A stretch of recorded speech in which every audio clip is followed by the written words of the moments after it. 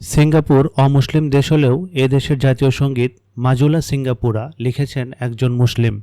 এই মুসলিম সঙ্গীতজ্ঞের নাম জাবির বিন সাইদ।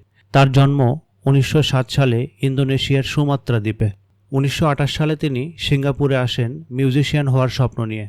1958 সালে সিঙ্গাপুর সিটি কাউন্সিল তাকে ভিক্টোরিয়া থিয়েটারে ডিসপ্লে সং হিসেবে বাজানোর জন্য একটি গান লিখে সুর করতে বলেন। জাবির সাইদ তখন মাজুলা সিঙ্গাপুরা গানটি রচনা করেন। 1969 সালে জাতীয় সঙ্গীত অধ্যাদেশ আইনের মাধ্যমে মাজুলা সিঙ্গাপুরা গানটিকে জাতীয় সঙ্গীতের মর্যাদা দেওয়া হয়।